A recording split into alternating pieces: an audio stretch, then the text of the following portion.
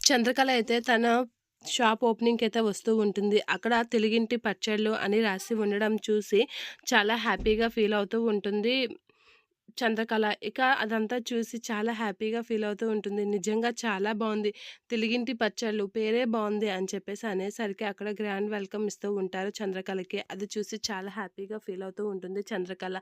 ఏంటి అర్జున్ గారు ఇదంతా అని చెప్పేసి చంద్రకళ నవ్వుకుంటూ చాలా హ్యాపీగా ఫీల్ అవుతూ అర్జున్‌నైతే అడుగుతూ ఉంటుంది. నిజమే నిజమే కదా! పేరు బాగుంది కదా!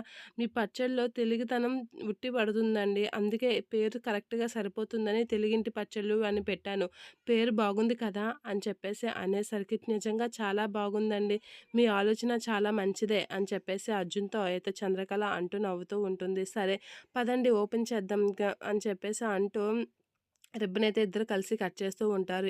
అలా కట్ చేసి ఇక చంద్రకళ అయితే దీపం అవి పెడుతూ ఉంటుంది. అలా దీపం పెట్టి అందరితో అయితే అలా మాట్లాడేసరికి ఇక అర్జున్ అయితే ఈరోజు నుంచి చంద్రకళ నా కొత్త పార్ట్నర్. ఇక తను నా ప బిజినెస్‌లో తెలుగింటి పచ్చళ్ళు భలే పెడుతుంది. ఇక నా బిజినెస్‌లో అవి కూడా ఇకన ఉంటాయి అని అనేసరికి అందరూ హ్యాపీగా ఫీల్ అవుతూ ఉంటారు. ఇక శ్యామల వీళ్ళందరూ అయితే శాలినికి పంపించిన విడాకుల నోటీస్‌ని అయితే చూస్తూ చిరిగిపోయిన వాటిని అంటించి మరీ చదువుతూ ఉంటారు. ఇది ఏటి కాదు విడాకుల నోటీస్.